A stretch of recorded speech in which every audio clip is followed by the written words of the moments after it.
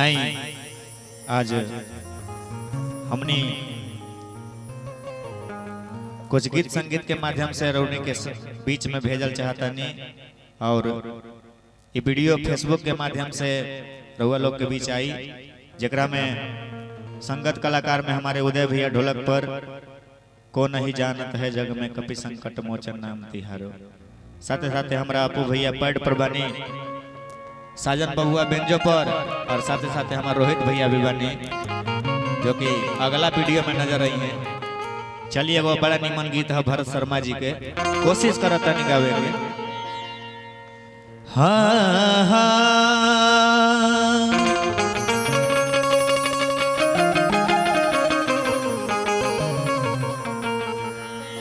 एक कहूँ तो है नहीं,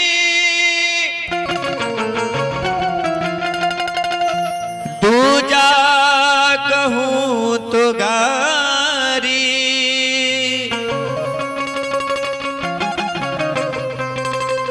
है जैसा तैसा ही रहेगा, कहे कबीर बिचारी।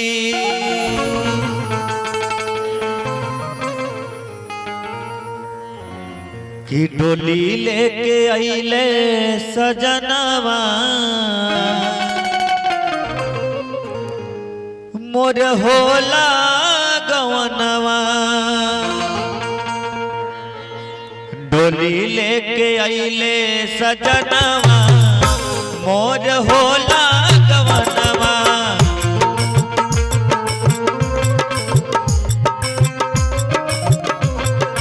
डोली लेके आइले सजनवा मोर होला गवनवा,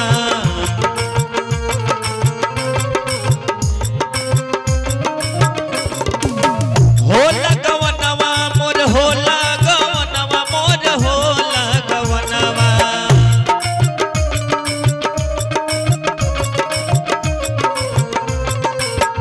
होला गवनवा मोर होला गवनवा, मोर होला गवनवा।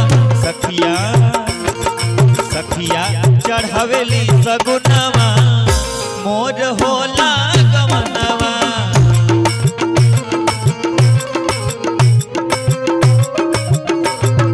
डोली लेके आइले सजनवा मोर होला गवनवा।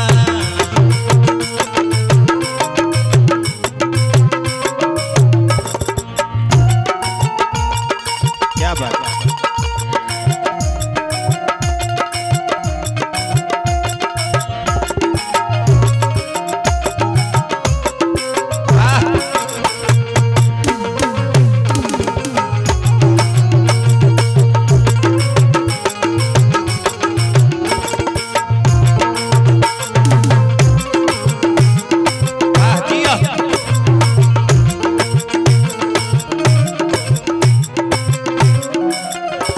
कहल गइल बा कि जे आइल बा ओकरा जाए के बा।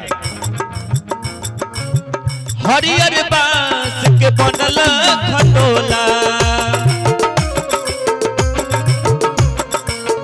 मिलल दहेज में लाल रंग चोला, हरियर बांस के बनल खटोला, मिलल दहेज में लाल रंग चोला,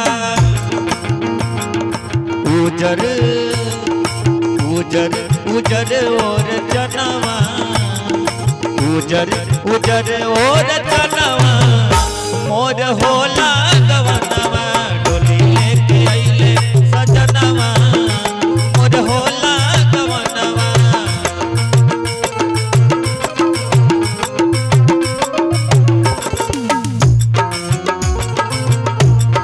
क्या बात है?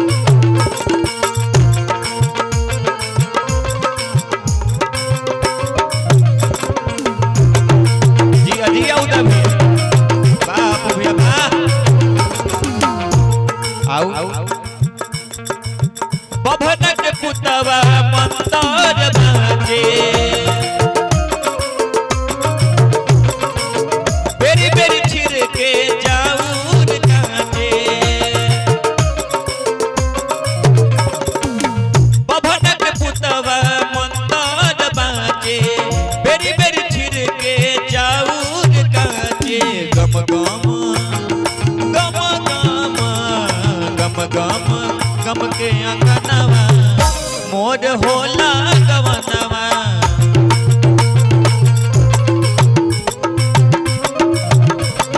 डोली लेके आइले सजनवा